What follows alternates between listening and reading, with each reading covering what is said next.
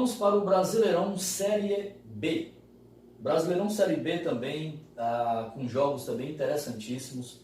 Já falei desde os primeiros programas. Eu apontaria aí por alto umas 10 equipes que deverão brigar forte por 4 vagas. 10 equipes. E cravei que o Grêmio deverá ser uma das equipes que conseguirá o acesso para o Brasileirão Série A 2023. Tá? O Grêmio, na terceira rodada, chegou à sua primeira vitória na Série B 2022. Um jogaço, pelos melhores momentos que eu pude acompanhar. O Grêmio teve toda a produção, o Grêmio jogou demais, né? Aliás, foi um jogo onde tanto o Grêmio quanto a equipe do Guarani foram equipes bastante esforçadas, que proporam um jogo, jogaram mesmo um bom futebol, um futebol vistoso, um futebol de intensidade, né? Mas o Grêmio foi mais eficiente e teve aí um hat-trick do Diego Souza. Os 3 gols do Grêmio foram anotados pelo Diego Souza. Grêmio 3, Guarani 1. Primeira vitória do Grêmio na Série B em 2022. Tivemos Londrina no Estádio do Café, no Paraná, em Londrina. Londrina 1, Novo Horizontino 1. Tivemos CSA, um empate no Rei Pelé, CSA 1, Bahia 1. Esse resultado não foi ruim para o Bahia. Empatar fora de casa, o Bahia está pontuando, o Bahia está buscando aí uma afirmação na temporada. Esse resultado, apesar de ter vindo aí do empate 0-0 contra a equipe do Azuris, né, primeiro jogo na terceira fase Copa do Brasil, mas o Bahia conseguiu um resultado razoavelmente interessante, empatar fora de casa no Rei Pelé contra o CSA, um resultado razoavelmente interessante. Tivemos na Arena Condá, na sexta-feira, o empate Chapecoense 0, Vasco 0. Meus amigos, a torcida do Cruz Maltina, a torcida organizada, começa a fazer pressão no Zé Ricardo e tudo mais. O Zé Ricardo é um cara que tem sim competência, né? Tá tentando encontrar a melhor situação, as melhores oportunidades, possibilidades para o elenco do Vasco, certo? Mas o que acontece? Vamos pensar bem aqui. O Vasco conseguiu pontuar fora de casa, teve chances para vencer o jogo, tá? Mas a Chapecoense também conseguiu também fazer seu jogo e tudo mais, mas esse jogo não saiu do zero. O empate, tá, na Arena Condá. Esse ponto o Vasco esperava uma possível vitória, pressionado aí, né, nos bastidores. Há muita pressão para cima do Vasco, mas um empate fora de casa não é de todo ruim. Tem muita coisa para acontecer ainda nessa Série B. Aí tivemos um empate no Heriberto Rios, em Santa Catarina, Criciúma 1, Sport 1. Sport Recife começando a ensaiar, tá?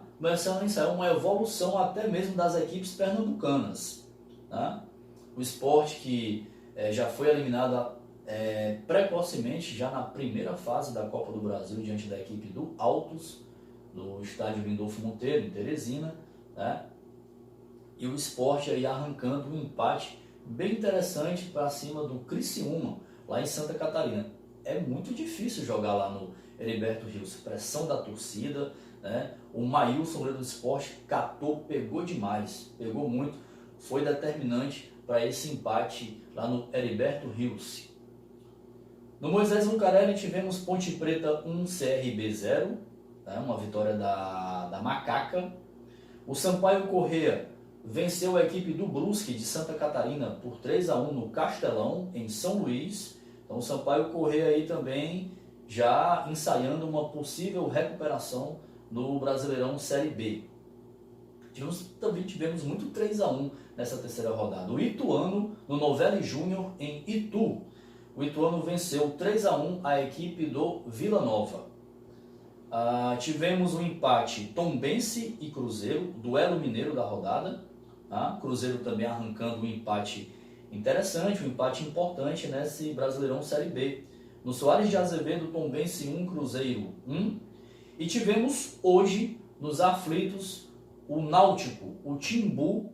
Como eu falei, futebol pernambucano parece que está ensaiando aí uma volta, né, entrar nos trilhos novamente, pois o futebol pernambucano tem tido aí alguns reveses bem desfavoráveis, bem desinteressantes. Mas o Náutico chegou a uma vitória bem interessante, 2-0 para cima da equipe do Operário do Paraná. 2-0 nos aflitos. E aí fechou aí o Brasileirão Série B. Brasileirão Série A. Brasileirão Série A, nós tivemos a terceira rodada. A terceira rodada começou ontem.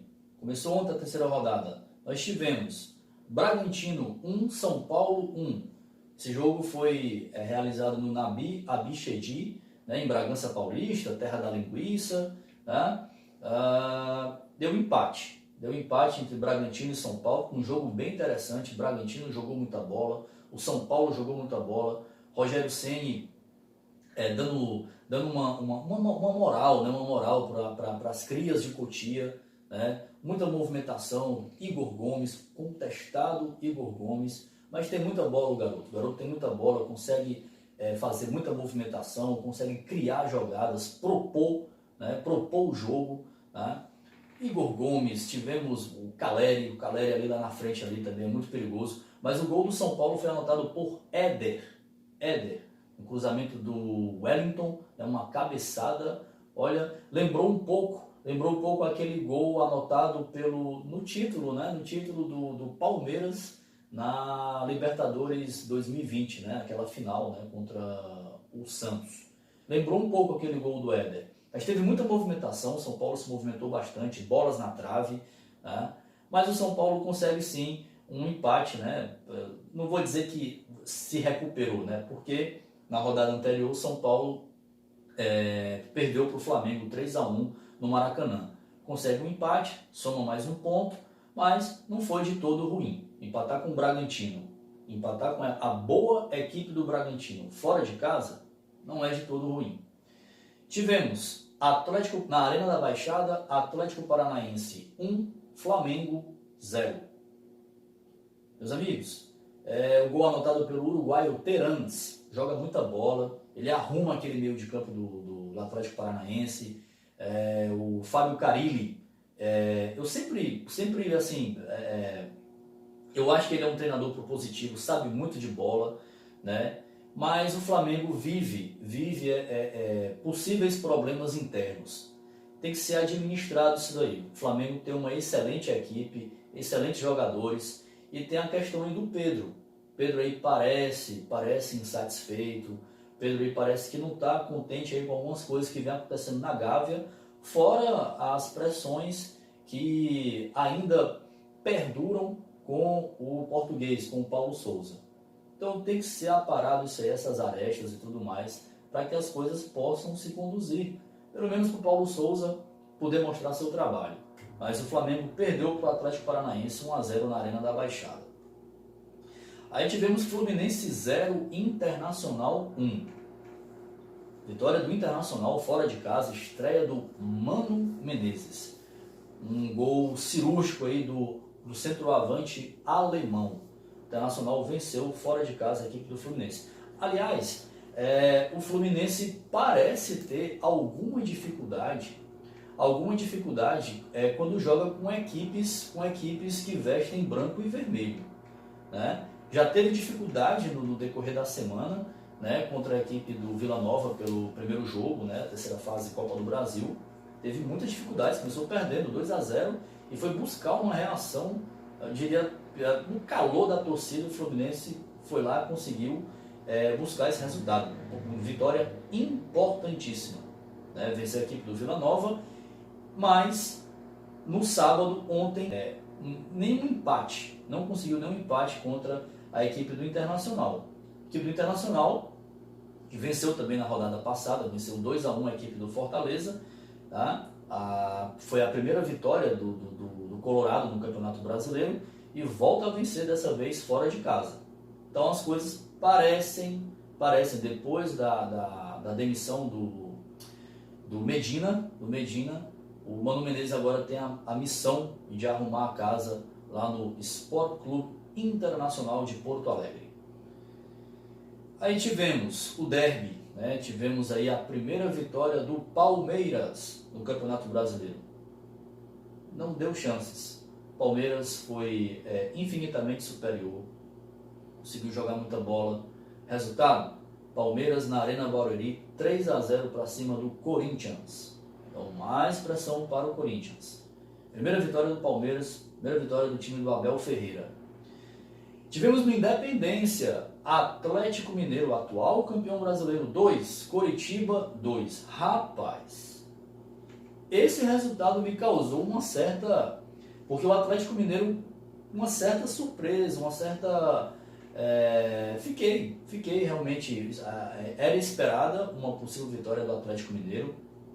O Atlético Mineiro no Independência costuma mandar forte, mandar bem seus jogos lá. É um caldeirão, de fato. É difícil jogar no Independência. O Atlético Mineiro, o seu elenco fantástico, né? Mas não conseguiu vencer a valente equipe do Coritiba, treinada pelo Paulo Morínigo. Tá? Tem um tal de um Igor Paixão que fez uma jogadaça, né? E conseguiu a equipe, o Coxa Branca, o Coritiba, arrancar um louvável empate no Independência e não perdeu para a equipe do Atlético Mineiro. Os 2 gols do Atlético Mineiro foram marcados por Savarino.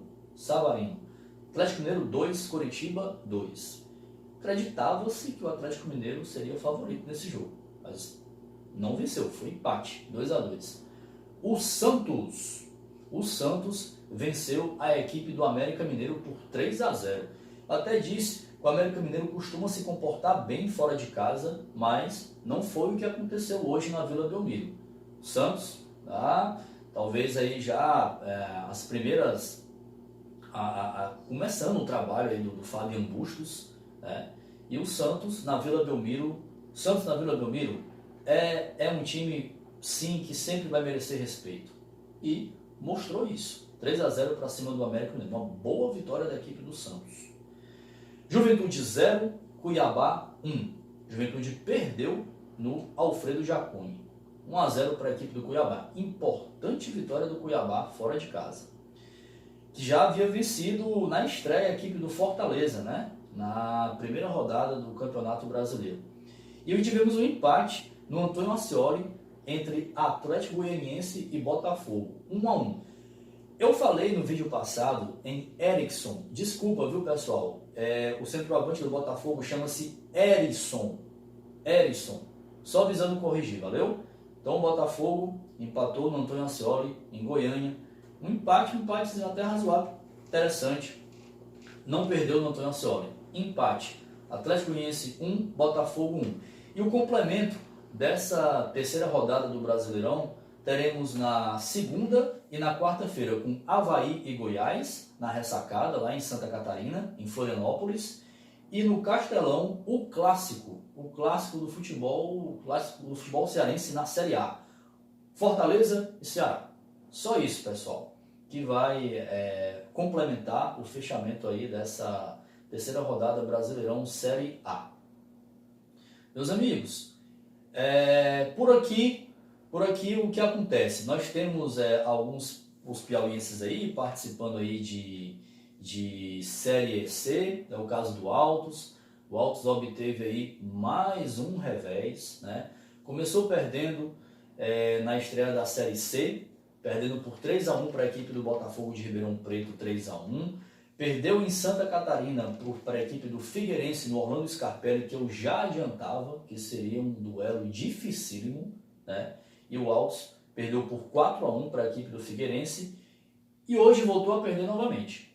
Sua terceira derrota na Série C. Portanto, o começo do Altos é bem desanimador na Série C. O O Altos perdeu hoje no Rio de Janeiro para a equipe do Volta Redonda por 3-1. Enquanto isso, o Fluminense, que está na final do Piauiense, que está aí quase visualizando aí a possibilidade de ser campeão piauiense, um campeão inédito, né? Fluminense, pela Série D, venceu a equipe do Tocantinópolis por 4-0. Fluminense parece ter encontrado o seu melhor futebol, parece ter encontrado o futebol aí até dos bons resultados, boas exibições. Marcelo Vilar parece ter resgatado, né, a identidade, a autoestima desse time do Fluminense, que começou o ano voando. E foi assinalado por aquela eliminação dramática, né, para a equipe do Santos, na segunda fase da Copa do Brasil. Depois daqueles pênaltis, houve uma oscilação no Fluminense, uma queda de rendimento, né, mas o Fluminense parece que está voltando. O Fluminense parece que está voltando. Vai vencer o primeiro jogo da final do Piauiense, em Parnaíba, no Pedro Alelaf, mais uma vez uma exibição de gala de ambos os goleiros. O goleiro Cris do Parnaíba também trabalhou horrores, mas o Fluminense foi cirúrgico, foi eficiente e saiu do Pedro Alelaf na final do Piauiense, né? Primeiro jogo, o Fluminense já sai com a vantagem e decide o título em casa, tá? Contra a equipe do Parnaíba. O Parnaíba, que estará no Brasileirão Série D e na Copa do Brasil em 2023. Tivemos também a derrota do 4 de julho por 3-0 para a equipe do Motoclube em São Luís. 4 de julho começou com um empate, empatando contra a equipe do Pacajus em casa, na Arena Itacoatiara, e perdeu seu segundo jogo, agora fora de casa, em São Luís, para a equipe do Motoclube. 3-0 para a equipe do Motoclube de São Luís. Tá? Meus amigos, o recado de hoje era esse, né? Vamos ver aí o que é que acontece aí nos próximos dias. Estamos atentos aí, estamos acompanhando. Espero que tenham gostado aí das informações desse boletim, né? Com a expectativa aí da final, segundo jogo da decisão final do Campeonato Piauiense, Fluminense e Parnaíba. Fluminense venceu o primeiro jogo do Pedro Alelaf, 1-0 a equipe do Parnaíba. O técnico do Parnaíba, Pedro Manta, reclamou bastante, teve algumas jogadas assim para lá de contestáveis, um gol anulado que ainda gera repercussões, mas o fato, um gol até do Isaac, né, um excelente centroavante da equipe do Tubarão, mas o fato é que o Parnaíba está em desvantagem. Então o Fluminense decide, né, o segundo jogo em casa, né, Lindolfo Monteiro, final do Campeonato Piauiense. Fluminense que pode conquistar o seu primeiro título de campeão do estado, né? Primeiro título piauiense em sua breve história. O Fluminense que é apontado aí como um projeto de um clube, segundo seus mandatários, né? Seus mandatários, eles têm esse objetivo de alçar, de conquistar, né? De colocar esse clube para estar num prazo aí de 6 anos, 6, 7 anos, esse clube aí que hoje está na Série D, Fluminense na Série D, poderá figurar aí na Série A. Vamos aguardar. Eu acho que um passo de cada vez. O Fluminense começou bem a Série D, vai caminhando aí para fazer uma boa Série D. Primeiro, tentar o acesso, disputar a final do Campeonato Piauiense, o segundo jogo, e uma coisa de cada vez. Era isso. O recado para hoje era esse. É possível, né? Eu recebi algumas sugestões, aceito críticas, sugestões são sempre bem-vindas, mas nós já estamos vendo aí a possibilidade, aí, quem sabe, né, para encontros futuros, encontros próximos, quem sabe aí de uma possível live aí para a gente comentar acerca desse esporte que tanto nos emociona, tá ok? Das coisas menos importantes, a mais importante é o futebol. Uma boa noite a todos, tenhamos todos uma boa semana, até uma próxima oportunidade.